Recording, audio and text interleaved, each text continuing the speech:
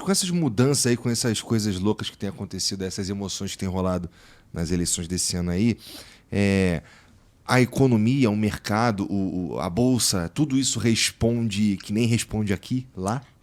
Responde com grandes emoções também. A gente tem hoje uma economia americana em recuperação, né? Ela teve momentos muito bons e ruins nesses últimos anos, foi muito afetada pela pandemia, depois viveu um início de governo Biden relativamente estável, mas sofreu de novo o baque que veio da guerra da Ucrânia, principalmente, porque a gente teve ali um início de pressão inflacionária que ainda não se normalizou, então isso levou ao aumento de preços de um monte de insumos, né, desde combustíveis até alimentos, e isso pega muito nos Estados Unidos, um país que pega em qualquer lugar, mas nos Estados Unidos que não estão muito acostumados, né, com inflação, com aumento de preços e tal, isso foi uma coisa complicada com a qual o Biden está tendo que lidar.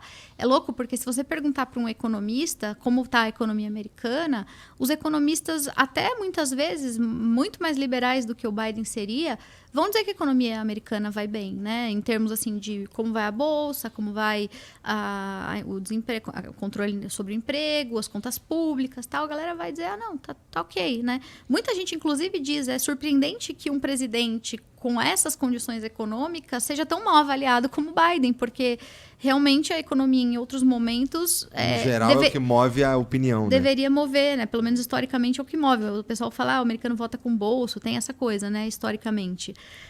E aí você tem duas reflexões que acho que são importantes. Primeiro, é entender que essa economia vai bem, mas ela tem ainda algumas características que não pegam nesse cidadão médio comum.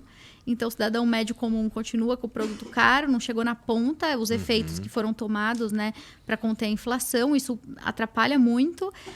E segundo, tem uma discussão que eu acho que é muito importante, assim, vale para os Estados Unidos, para o Brasil e para vários países, né, que eu acho que a gente ainda não está pronto para ter essa conversa, mas a gente vai precisar ter essa conversa, que assim, se lá atrás fez sentido para a campanha do Clinton olhar para a campanha do Bush pai e dizer it's the economy stupid, né? Então é a economia, é isso que move as pessoas e tal. Hoje eu acho que é uma discussão, é uma guerra cultural, além de tudo, sabe? Eu acho que tem outros elementos identitários que movem as pessoas. Hoje a economia é um fator, como sempre será, é um fator importante, mas eu acho que existe uma outra discussão que não está sendo feita, né? E que é difícil de fazer, porque é pantanoso, porque passa por um monte de canais, inclusive de desinformação, é muito complicado.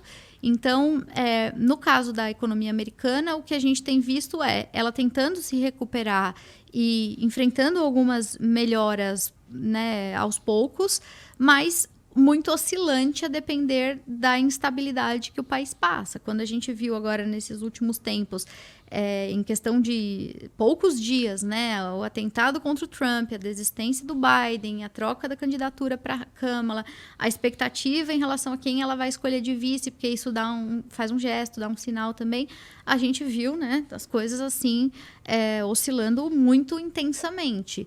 E é um pouco parte do que alimenta as narrativas das campanhas. Quer dizer, no dia que o mercado reage com alguma tranquilidade e tal, os democratas dizem, tá vendo, olha aí, a economia vai bem, tá melhorando e tal. No dia que dá um chabu, o Trump pega a foto das bolsas e diz, estão derretendo, né? Semana passada teve um problema que derivou de uma decisão japonesa que impactou os Estados Unidos, e aí o Trump, no mesmo dia, diz, tá vendo, o Biden está derretendo com a nossa bolsa. Era tipo um dia, sabe? Então é política, né? Política constrói a história a partir desse jogo jogado, né?